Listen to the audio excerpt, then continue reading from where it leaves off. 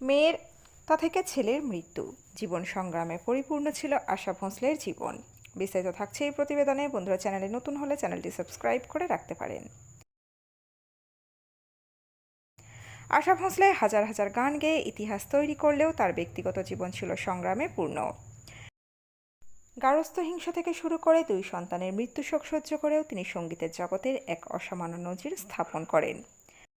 92 বছর বয়সে তার প্রয়াণ ভারতীয় সঙ্গীতে এক যুগের অবসান ঘটালো।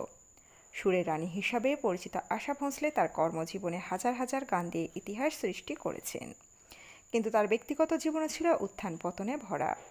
92 বছর বয়সী এই কিংবদন্তি গায়িকা পৃথিবীকে বিদায় জানিয়েছেন, যা একটি যুগের অবসান। তিনি বিভিন্ন ভাষায় হাজার হাজার গানে তার কণ্ঠের জাদু ছড়িয়ে দিয়েছেন। আজ তাকে ভারতীয় সঙ্গীতের অন্যতম সেরা কণ্ঠশিল্পী হিসাবে গণ্য করা হয়। কিন্তু এখানে পৌঁছানোর পথ ছিল সংগ্রাম, যন্ত্রণা এবং কঠিন থেকে কঠিনতম। এই বয়সেও আশা ভোঁসলে রিয়ালিটি শোগুলিতে সক্রিয়ভাবে কাজ করছিলেন, কিন্তু কিছুদিন ধরে তার স্বাস্থ্যের অবনতি হচ্ছিল। এই কারণে তাকে মুম্বাইয়ের একটি হাসপাতালে ভর্তি করা হয়, যেখানে 12 এপ্রিল তিনি শেষ নিঃশ্বাস ত্যাগ করেন।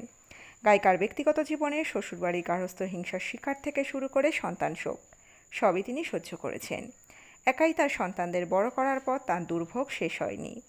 পরবর্তীতে মেয়ে এবং ছেলের মৃত্যু তাকে গভীরভাবে আহত করে।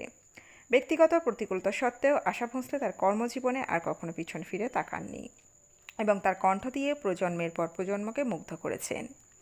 আশা ভোঁসলের প্রথম বিয়ে থেকে হেমন্ত, বর্ষা এবং আনন্দ নামে 3 সন্তান ছিল।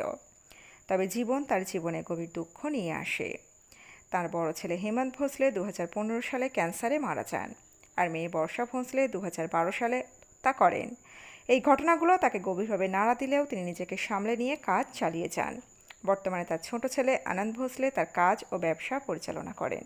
তো বন্ধুরা, এই আপডেট ছিল এতটুকুই। দ্রুত ফিরে আসছি নতুন আপডেট নিয়ে।